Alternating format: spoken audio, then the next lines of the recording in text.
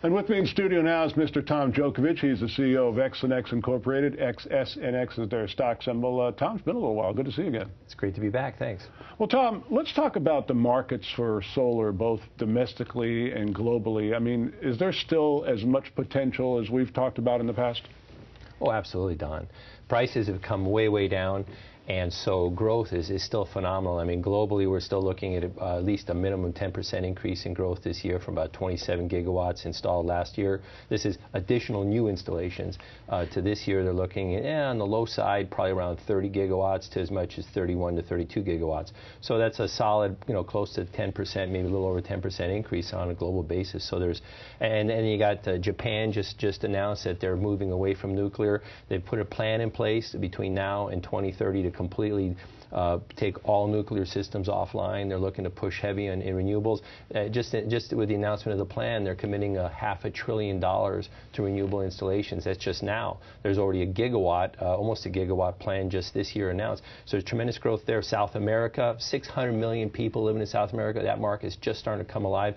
In many regions down there, kilowatt hours is over 30 cents a kilowatt hour. Now, economics in terms of financing and stuff down there is still kind of rough. But, they say Rome wasn't built in a day, and the solar industry isn't being built in a day. There's a lot of growth there. California, we just now recently produced, feeding into the grid, a full gigawatt per hour at various peak times, which is part of the original goal. So and then domestically or nationally, a lot of growth still on solar. So the industry's still got a long way to go. Well, with the much lower costs with respect to solar, actually it's much less expensive to apply solar to a building than it was, say, a few years ago. Oh, yes. Is that spurring installations? Oh, absolutely, absolutely. Installations are going hog wild because of the low cost, but at the same time, those low costs they've gotten to a point where the manufacturers aren't making money anymore. Well, you see ads in the LA Times, for example. You can, outfit your entire house with solar, $29.95. That was unheard of a few years ago. But I would have to think that with these lower costs, and you mentioned the manufacturers aren't making money, or the installation people aren't making money as well, that must play into what you folks are doing. I mean, they must be looking for lower cost alternatives. Oh, absolutely, Don. Let me tell you just how tough it's gotten for manufacturers. I brought some slides, as a matter of fact. It shows slide 1 here. These are public. These are 7 of the top silicon producers. They make solar modules that use silicon, which is the dominant technology. This is their reports from third and fourth period last year. And what you see is that in the third period, they were selling modules about $1.25 per watt. So if there's 100 watts in a module, 100 times $1.25 would be the cost. By the fourth quarter, that come down about 25% to nearly just about $1. You know what they're selling for today? 65 to 70 cents per watt. Gosh. But now if you turn to slide 2, this shows you also out of their reports for third and fourth quarters last year, it shows that on the low end, their operating margins were negative 5%, and some of these guys were over 100% negative operating margins, and those were when modules were still priced slightly over $1. They're priced at well under $1 right now at 65 to 70 cents a watt. You can buy it at that price all day long.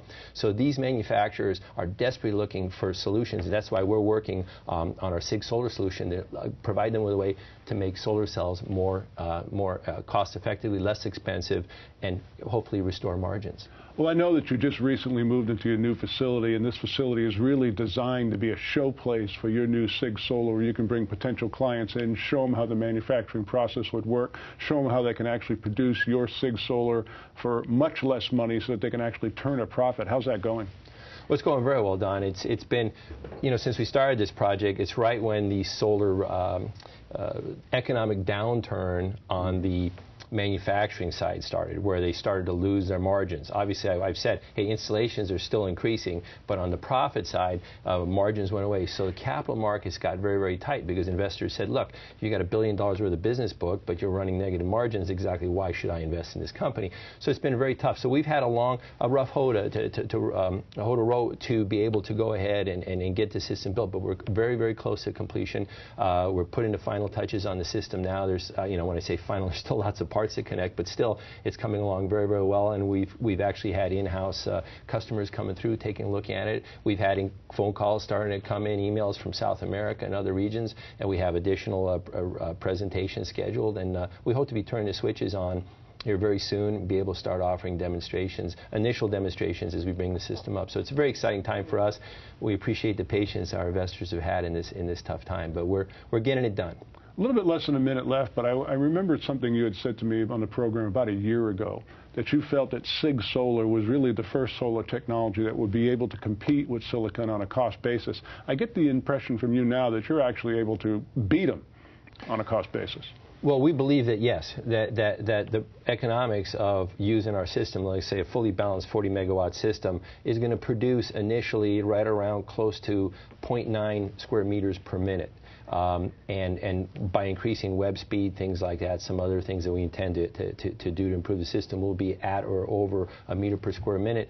And that's a metric we feel that offers tremendous economics at a cost per watt basis of producing our solar cells on stainless steel wafers. And these wafers match silicon in dimension and size, so they can be inserted into the same type of module designs that manufacturers currently have. If they're using 6-inch squares and they're using 72 cells, they can literally replace it and move on. So it's very cost-effective, and it doesn't cost as much to install one of our manufacturing systems as it does a silicon manufacturing facility. And if you're not totally vertically integrated right now, that means if you don't actually make your own silicon all the way through your module, you can't even come close to competing. And yet there's a lot of market opportunity. I mentioned Japan, South America, a lot of places where these markets are opening up. They're going to be looking for manufacturing infrastructure. That's where CIGSolar comes into play, and we're hoping to be able to bring this to market and start satisfying those needs. XSNX Incorporated, XSNX is their stock symbol. Fabulous, Tom. Thanks so much. Thanks for having me, Don.